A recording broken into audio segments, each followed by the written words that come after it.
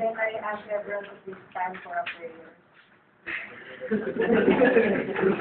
Are you kidding?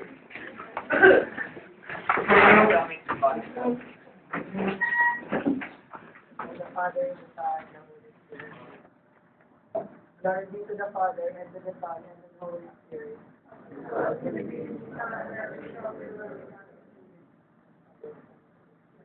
Please go back.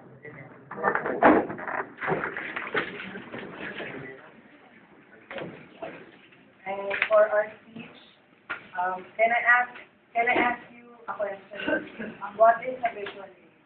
Visual aid means they are used to present some sorts of lessons and other band items.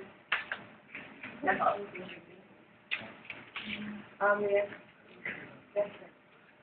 Why are you raising your hand?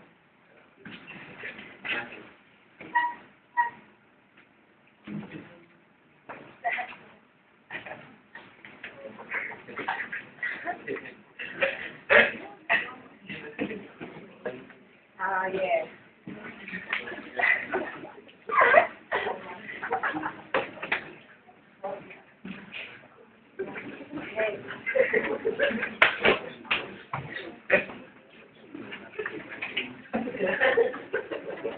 Oh, okay.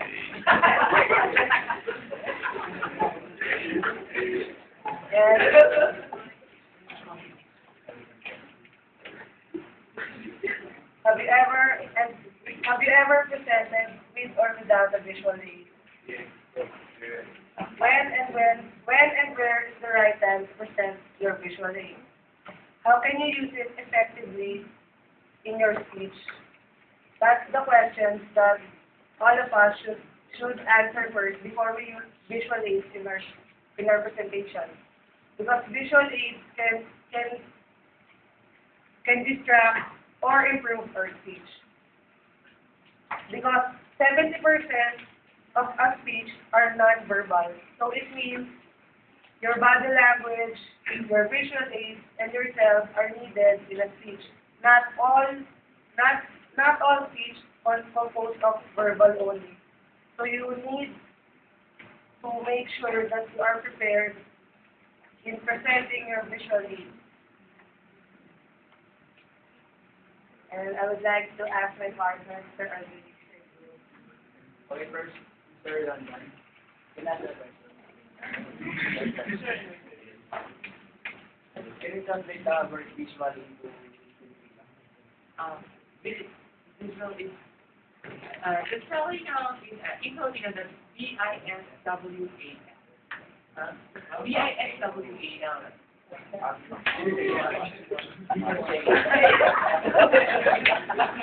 You don't know the Tagalog for visual.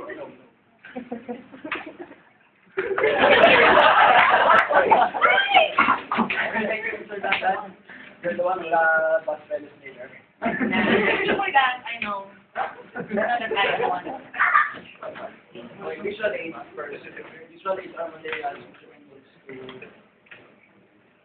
visual aids are materials which you can use during a presentation to help our listeners understand, motivate and affect of what we are trying to say. We should use visual aids when you need to focus your audience attention, stimulate interest, and the necessary factors that are to visualize.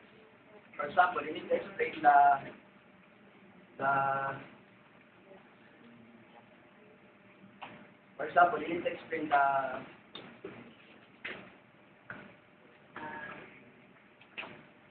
okay, for example, you're presented to me, you need to explain of what is the diameter of the planet. Because you need to talk to the PowerPoint presentation, so you can explain about it. Most people prefer to use PowerPoint presentation because it's easy to prepare about it. topic.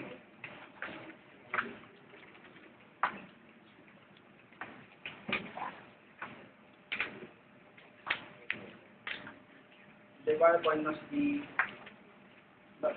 good enough for audience to take their attention. There must be no several transition effects of PowerPoint presentation because it is an absolute turn off your audience.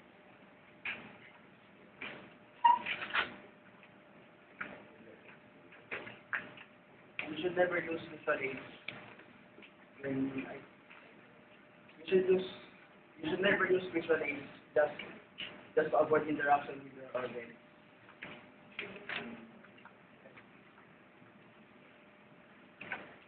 And to avoid speaking because you are shy like that. When you are visual aids, you must explain on what's the content of your PowerPoint presentation, not just reading it, because your audience will not understand it. Here's some tips on presenting visual aids. You should not block your visual aids when you are reading it, because the audience will not hear the reading. And the font size of the content of the PowerPoint presentation must be big enough for the audience in the back to see it clearly. In the photo, if you're going to take a photo in your PowerPoint presentation, it must also be big enough for the audience in the back. Here are some additional tips. For your speech, you should never let your visual aid control your speech. You should control your visual aid to improve your speech. And for my conclusion, our conclusion, visual aids are effective in a speech because pictures are worth 1,000 words. That means that when you use your visual aid, your audience can easily understand what you are portraying for your speech. But never let your visual aid